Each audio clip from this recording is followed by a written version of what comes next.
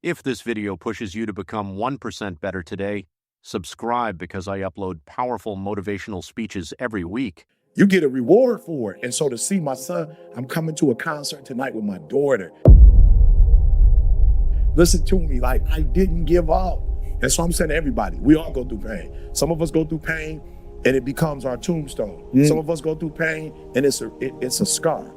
And we live a life of reward. So I'm just gonna say, again, 2025, do me a favor, check you. So you're in the ballot box and you're looking at all these options, doctor, lawyer, teacher, whatever you see, president, mayor, governor, do me a favor. Before you check off any of that, S&P 500, real estate, before you check any of that, check you. Yeah. Before you check anything, check you and go look yourself in the mirror and go, yo, I'm my lottery ticket. Because that's what you've been thinking about, the life. Not think about your life. And I want you to start putting it everywhere. Now, the next thing I want you to do is I want you to know that if you have the ability, like I never forget, CJ was like, okay, E, you know what you're missing, that the big boy, all the big boy speakers, you know what you're missing? I was like, no. He was like, the New York Times bestseller. Now, I'm not telling you got to do it, but I'm saying that's what's missing. You know, and you got it. We got it. And so he was like, first of all, do you want it? Do you want it? Don't do it because I'm saying you but need do you want it? And he could elevate you, but do you want it? I was like, yeah, I want it. The next question becomes, what does it take to do it? These kids are so dope and they don't realize how dope they are. They did something with video games that we never did. They turned it into a career. You can make money. When I was playing video games, I hate to date myself, but joysticks, I know it's now, but when it was joysticks, you couldn't make millions doing it. Now, because of these kids, and they're taking this thing and giving it a life that it never had before, anything you touch, when you know who you are, believe who you are, because of PhD, I don't say that like on the bragging. I say that because if I got a PhD, that means I could have finished high school. You and not care what nobody think about you. And that's why this relationship has worked so well for me over the years, because when we're together, it's never been a thing of E, why you do that? Or E, why you do that? Or E, why you do that? It's always been like, E, you have a unique set of skills that make you great. You have a unique set. And so we've always focused on what's our unique skills and what do you know that I don't know? And how can you help me get there? And so a lot of these young kids are joining things they shouldn't join and being with people because they think their happiness is going to come from being with somebody else. And I just think if the eagles aren't trying to, they just are, they're not trying. Lions aren't. What do you think about me? What do you think about my roar? You think I'm too loud when I roar? They're not concerned. And so I think step 2, figure out who you are, love you. And step 3, I get coached, right? And so it's this idea of yesterday's greatness can't be enough because I'm alive today. So if I'm alive today, it must be some more greatness in me. And it's my job, like the toothpaste, it's my job not to just look, I don't know about you, but I would just use a little bit of it and get another one. You get the last drop. I'm squeezing, and I got money, and I'm squeezing that toothpaste. Why? Because I'm trying to get everything out the tube before I go to another. And with my life, before I get out of here, which is why I could murder myself, that I didn't realize at 12 that I was great. And that's why I say you got to check in 2025, 2025, right? Because I didn't know I was great.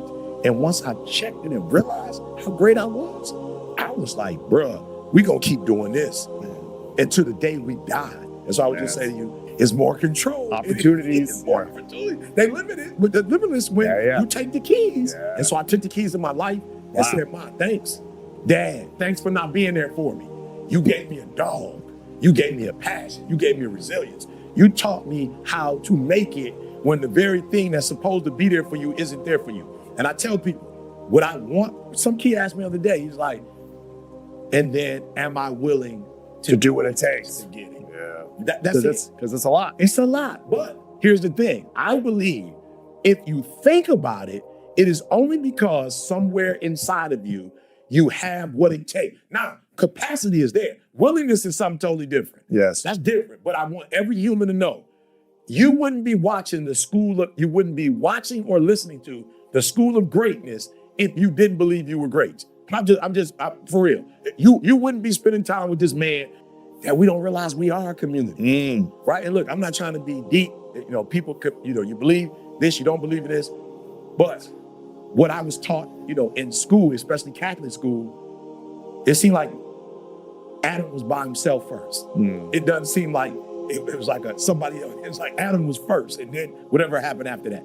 So the first man was by himself. And I think that's important for those of us who study that. Why? Because all of us think we have to have somebody to be somebody. And this guy started his journey on his own before he connected with somebody. He knew his purpose. He walked in his confidence. And a lot of us are going, I hear people say all the time, well, I'm not doing good life. Why not? I don't have nobody. A lot of self-work can be summarized into thoughts aren't true, feelings don't require actions, things aren't good or bad, they just are. Our greatest enemy is ignorance. To change your life, change your surroundings. Our actions, not our pasts, define who we are. Do you think that the most successful people in the world became successful and then got disciplined? Or do you think that they became disciplined and then got successful? Yeah, obviously the latter, yeah. Correct. Don't be so worried about people who imitate your work. They only know the what, but not the why. If you stopped being creative, so would they. A photocopier isn't an artist, even if it can recreate the Mona Lisa. Learning comes from the edges. Change is uncomfortable, and it rarely happens without a lot of stress, and many of the periods of radical and important change in your life happen because of the severe challenges that you faced. Would you pay the price back then for the insights and developments that you have now? If so, have faith that whatever stresses that you're facing right now will lead to a greater version of you in the future. The challenge that you're facing is a gift, and leaning into the discomfort as if you invited it through the door, saying thank you for the opportunity to learn and reflect because it's making you better. Anti-fragility is alive and well every single time that we overcome these obstacles. We don't rise to the standards we have when others are watching. We fall to the standards we have when no one is watching. The only work that really matters is the work that no one sees. It shows you who you really are rather than who you say you are. Personal observation. You get absolutely better returns at the top ends of achievement because oftentimes assets pool to the winners. The problem is, to achieve the highest levels, you have to give up proportional amounts of the things you hoped the achievements would get you. There comes a time when the hard work you have to do is learning that you can't work any harder any longer, and that you have to change what got you here to what will get you to where you want to go. You can work to get anything you want, but you have to sacrifice the other things you want to keep it, and that's sometimes harder than the work. Lazy people don't know how to start, weak people don't know how to finish, successful people don't know how to stop. People demand success, but refuse to work weekends. People want opportunity, but won't talk to strangers. People claim ambition, but sleep in every day. We are the result of our actions, not our aspirations. You want to do this because you think that it's good for you, because you believe that it's good for you, because you care about yourself. They want to have good outcomes from the things that they do in life. You don't need to lambast yourself because you don't do a thing that is perfectly designed to make you feel good. Okay, like you missed 3 days in a row. We get back on the horse, we go again. Discipline. You really can solve a lot of male problems by getting in shape and making money. You still have problems, they're just smaller and you have more resources to handle them. The world is there for the taking for anyone who can learn from their mistakes, do what they say they were going to do, and stick with it, even if it's not sexy. What used to make a man acceptable now makes you extraordinary. The bar for winning has never been so low. The Queen of England died 18 months ago. She ruled an entire nation and accumulated more wealth than 99.9% of humans. And yet, you haven't thought about her, except for right now. No matter how big your dreams, you're gonna die. Everyone will move on. Do what you want. It sucks to not be liked, but it sucks more to not be yourself. Successful people see opportunity in every failure. Normal people see failure in every opportunity. Both are right, only one gets rich. Stop taking things so seriously. No one is getting out of this game alive, literally. In 3 generations, no one will even remember your name. And if that doesn't give you liberation to just drop your fucking problems and find some joy, I don't know what will. Life is inherently ridiculous and guaranteed to end sooner or later. So you might as well enjoy the ride. The bar for excellence has never been so low. Most of your competition quits after the first sign of difficulty because they've never known what hard feels like. If it's hard for you, it's hard for everyone. And most people avoid hard things, which is why you can beat most people by just trying. The fastest growth periods are often the most miserable. If you want progress, get used to pain. The worst thing that's ever happened to you is the worst thing that's ever happened to you. The hardest you've ever worked is the hardest you've ever worked. Every new challenge shows you a new territory you were scared of but survived. Every time you break a new limit, you now know you have the capacity to handle more than you ever did before. It's inverse PTSD, like workload exposure therapy, that teaches you, oh, I've been here before and I didn't die. This is okay. The goal should be for you to be able to perform whether you're in the middle of a war zone, whether you've not had any sleep, whether you've done whatever, right? That I want to be able to work like this and then build myself off the top of that with, oh, I'm great. I managed to get my morning walk in and I managed to train and I managed to do all the rest of it. But there's a degree of fragility that comes with over-optimization because people no longer feel like they're sufficiently robust to do this stuff. The Lonely Chapter describes a time in which you're growing, you're changing as a person, and you're now so different that you can no longer resonate with your old set of friends, but you're not sufficiently developed that you've got the new set of friends that you're going to grow into. And this is the Lonely Chapter. And the problem with it is that you're always, the desire to sort of regress back to where you were is always going to be there, and you're going to have uncertainty. There's not even the promise of glory or success or triumph when you get through the other side. What am I pushing toward?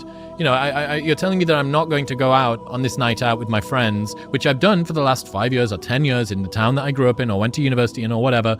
You're telling me that I'm not going to do that because I'm going to get up and I'm going to meditate or read. Who even knows if meditation works, right? Like, or you've got all of these questions in your mind and all of your friends and all of the dynamics and the temptations pull you back toward that. It pulls you back toward the old version of life. So this Lonely Chapter is a period through which I think everybody needs to squeeze. Anybody that decides to go from a place they are to a place that they want to be is going to have to let go of people who can't go there with them. And this isn't a value judgment about the people that are doing the personal growth thing are better than the people that are already fine as they are and are happy leading a different sort of life. It's that if you know that there is something that you're meant to do, if you know that there's something that you're meant to change, you will have to let certain groups, friends, routines, places, activities, recreations that you do, you're going to have to let those go. And there is this, you know, the Rocky cutscene lasts for 90 seconds in the movie, but it can last for 5 years in your life. And you have no idea whether or not it's even going to work. And that's the bit that always got to me. The bit that always got to me was I didn't even know if there was going to be any glory on the other side. It's like ordering an Uber and never knowing if it's going to arrive or not. And you think, well, I'm just stood here doing the thing, but I don't know if it's going to come out on the other side. And I can promise you, anybody that has done anything, moved from any place they were to any place that they want to be, has gone through this Lonely Chapter. And I think about personal growth like the velocity of a rocket that's taking off. So you've got people moving, and as you start to take off, you can begin to move a little bit more quickly. And as you start to pull away from people, there's a tension between the two of you, because sometimes your behavior, especially if it's positive and you're moving yourself in a more developed direction, can throw into harsh contrast the behavior of the people who maybe aren't doing that.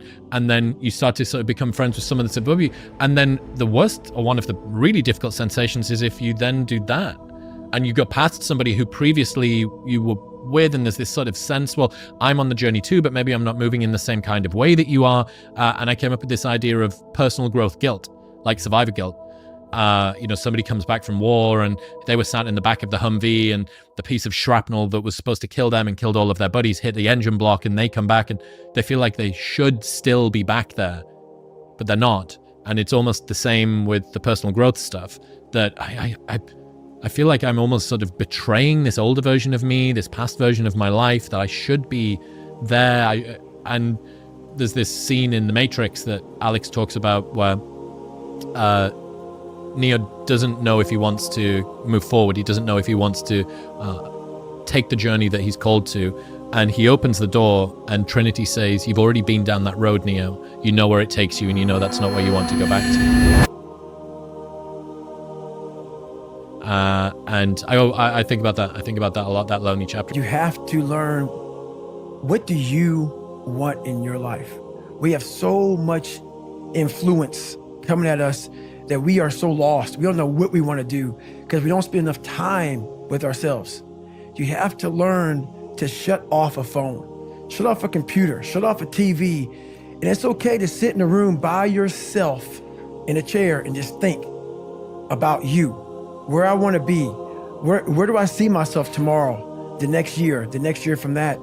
And it takes a lot of self-discipline to be able to do that nowadays because you want to be so attached to everything. You want to be so caught up with the world. The world's moving too fast. The world's moving so fast that you're trying to keep up to the point where you lose yourself in the world. So you have to take that time and go to that dark place in your mind and discover who you are. The journey I'm on is very different than most people, which is why I don't judge people. I'll say that many times. I don't judge people. I'm judged a lot by how I look. My eyes, my not smiling all the time, not laughing, not joking. And that's I'm a funny, big time. But guess what? Right now, it's easy to be happy. It's easy to smile. Those are the good times. The good times. Those times don't need to be trained. You know, I had to train myself for good times. Those times, for most people, don't need to be trained. What I'm trying to give you all is the misery of sometimes we go through in life. Those are the times we don't want to talk about. We want to skip forward to peace. Let's just all this. Let's skip all this pain and suffering and misery of real life. Let's cover it over, nice big blanket, and let's find peace. No, sorry, it's not possible. You gotta go into that hellhole of life that you have, you up, and fix it.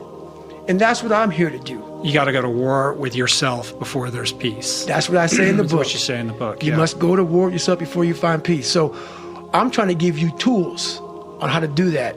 And I'm not considering smile and be happy about it. It's a hard journey. It's a real journey. It's a journey that's going to take you way outside of being comfortable. You'll be very, very uncomfortable doing it. My biggest advice to give everybody in the world is, like I say, we live in an external world. Everything is you got to see it, touch it. It's external. If you can, for the rest of your life, live inside of yourself. Stop listening to people who are calling you fat. Everything that is makes no sense. All these insecure people putting their insecurities on you, you got to flush it out. You got to just be whoever the hell God or whatever the hell you believe in. If you believe in nothing but yourself, I don't care what it is. You got to take everything and throw it away. You have to believe in one thing, and that is yourself. Well, I believe that you have to build belief.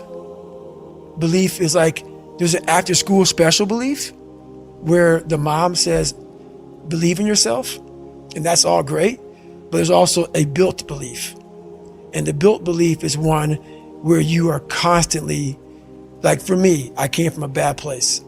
How I build belief is through the daunting tasks I put myself through.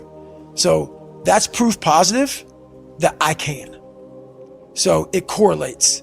And that's how this piece of kid I once thought I was built belief by saying, I was in 3 hell weeks. I went to Ranger School. I tried out for Delta Selection. Undeniable stack of proof. That is proof. So whenever you think you can't, the confidence comes from the thing that you built. You must build belief. You must build confidence. It can't be like, hey, I'm gonna go knock that shit out. You gotta look over here and say, I can knock it out. It's belief, and it's built on what you put in to yourself. Once you figure out that you're in a race amongst billions of people that live in this world, you're in a race by yourself.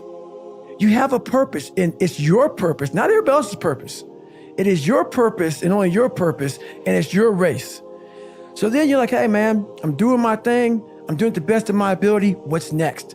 There's no longer these small increments to get through life. Because once you figure out why you're here, it just becomes a process. So many of us come from these small places in our mind that we're not willing to think outside of only what we've seen. Our mind works in such a small compartment. And one thing I was able to do was to dream. Many people, but don't make dreams your fucking master. But I was able to dream outside those four walls of that small town. And until you're able to really put yourself into that dream, but don't make dreams your master, that's where you truly become what you're destined to become. What do you mean, don't make dreams your master? A lot of people sit back and they dream about being a sports figure, or dream about being a SEAL, or dream about being an astronaut. And all it is a dream. They don't put the work behind the dream. That dream has become their master.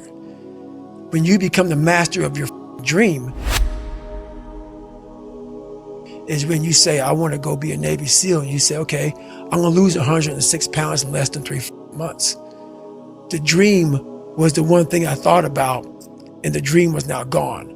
Now, what comes in, the dream goes away, and the laundry list of details and tasks come up. Gotta do this, gotta do this, gotta do this, gotta do this. That's when you become the master of your dream. So a lot of people out there dreaming, a lot of people, wonder, how did you become this? How did you become so vulnerable? How are you doing a podcast now when you were this kid? You overcame things. You fought them. And now this is what happens. This is on the other side of overcoming. You become very, very powerful when you overcome yourself. All those things you once cowered from, you were afraid of, when you face them eye to eye every day, you now become a person who has a great podcast. And that's why so many people are lost when I start talking. You have the right. You're lucky that you don't have to think like warriors think. You're very privileged. I chose this world to be a warrior, and I would choose it again if I came back to this world. But the mentality of a warrior is very different than normal mentality. Yeah. When someone's lacking confidence in themselves, what's the answer you would give them if they're like, how do I gain more confidence? It starts with yourself, man. You got to start diving into those things that you are afraid of. You don't gain confidence by going to the spot that makes you feel good. It's going to be a false reality. And the second life gives you that challenge, all you want to do is go back to what made you confidence, or what gave you confidence. Is that happy spot? No. What gives you confidence, what gave me confidence, was spending years at a kitchen table trying to learn how to read and write on my own. Realizing I can't learn the way you learn. I can't, but I can learn. What gives you confidence, not being afraid, is overcoming the fear. I used to stutter severely bad. So right now, I don't know how many people are gonna watch this. You know what gives me confidence? Is knowing I no longer care if I sit here and start stuttering to you. Yeah. That's what gives me confidence, is facing these things, overcoming them. And maybe not overcoming them every day, but facing them and facing them and facing them. Pretty soon like this, you know what, man, this is where it's at. It's not in that comfort zone. It's in the discomfort zone is where my confidence is getting built. That's where it's getting built. But people want an easier answer. Yeah. There has to be an easier way. There's not. I'm sorry. I searched for it my entire life. You cheated, I did. You lied. I lied. I did everything. And I still felt empty.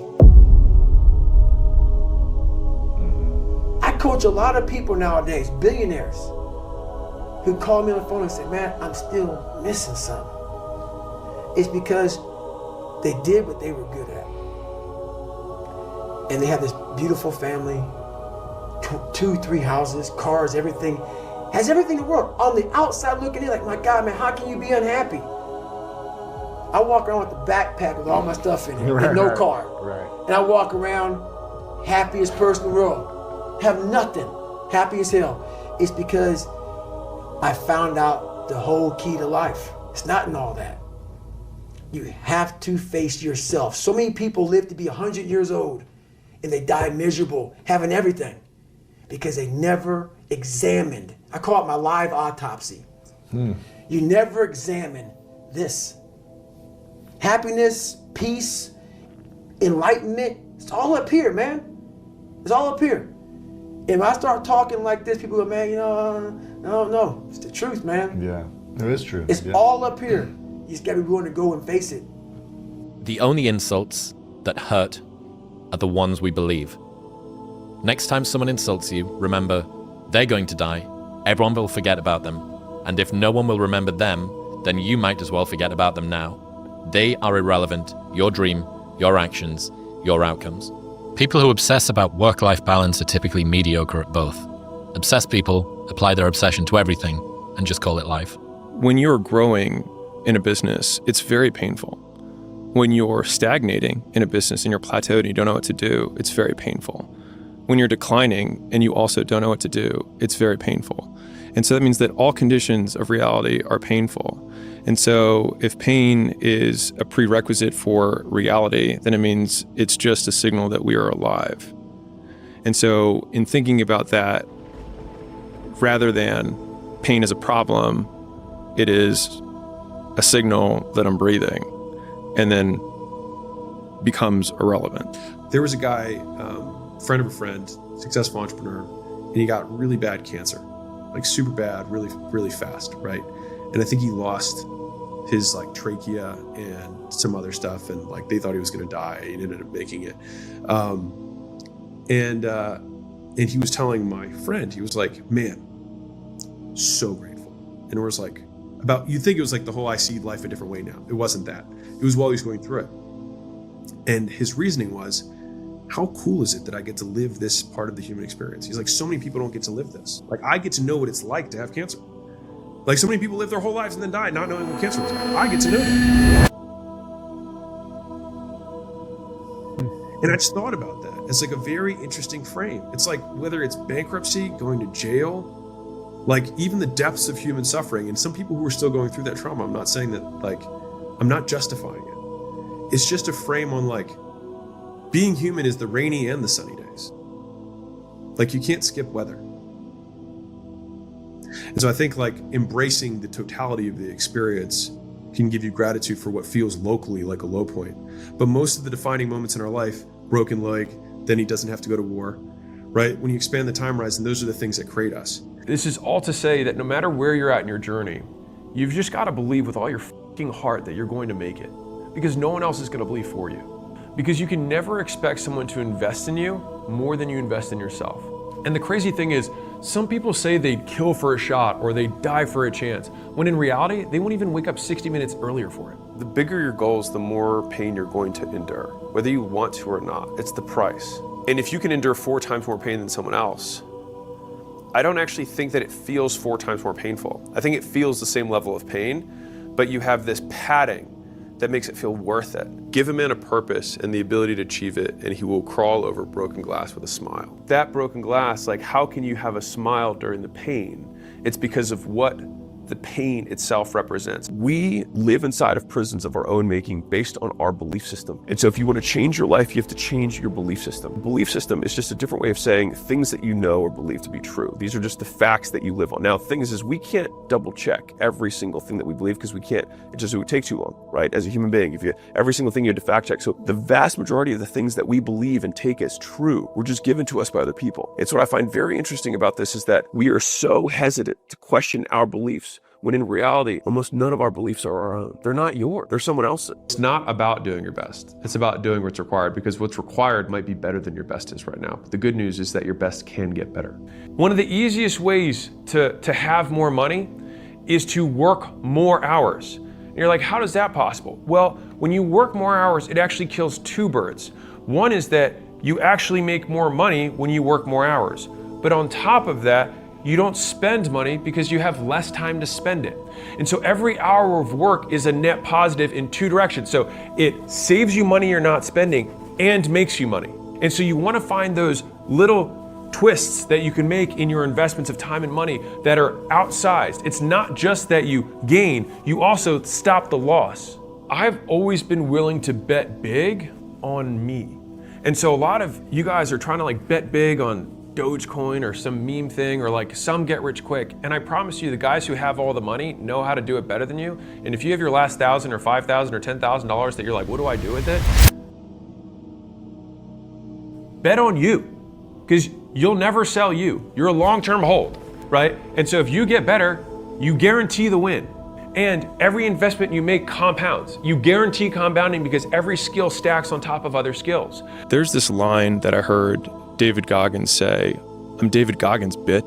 I remember him saying it, and I thought to myself, like, you want to be able to say that in the mirror to yourself and not laugh at yourself.